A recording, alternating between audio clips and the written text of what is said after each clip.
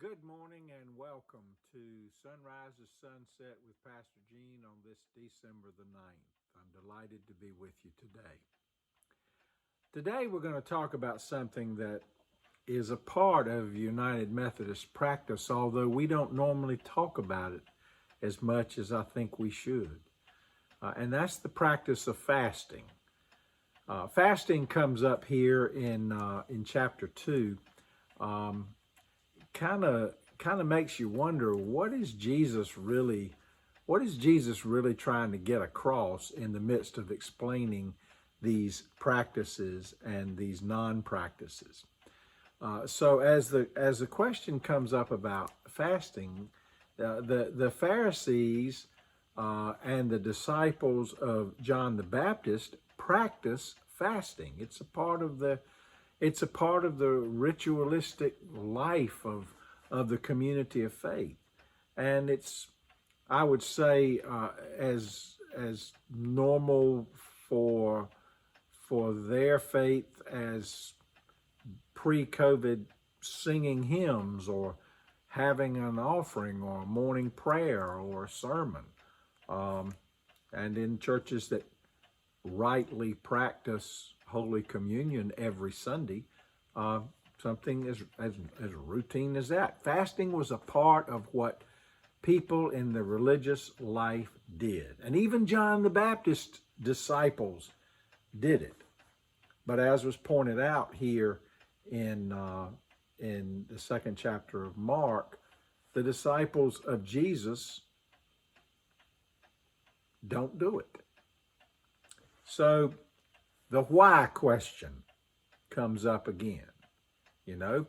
Are they seeking truth, or are they just trying to maintain their traditions? A question gets asked again.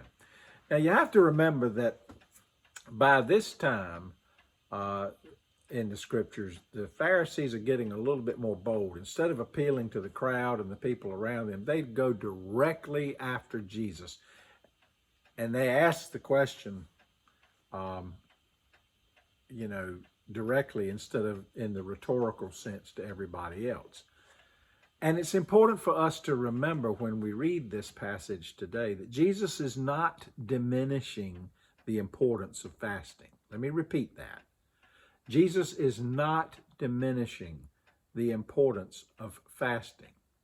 What he's doing is trying to say that the practice of self-denial, which is what fasting is supposed to be about, the practice of self-denial is more than calling attention to yourself and to your own practices. Look, if you've got to talk about how good you are at something, maybe that's telling all of the rest of us something that you may not have figured out, or you may not want us to know.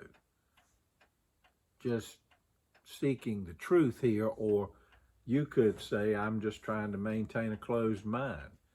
I'd beg to differ with you on that. What Jesus is trying to say is you cannot fix the old system if it's not kingdom agenda. You can't put a patch on the old system if it's not kingdom agenda. What we do as followers of Jesus is not about ourselves, but is about Jesus. And the moment that it becomes about ourselves rather than about Jesus, it's not kingdom agenda. So, what is kingdom agenda? And why will there be a time later that is more appropriate for us to fast, as Jesus alludes to here in these verses in chapter 2? Something worth pondering from sunrise to sunset.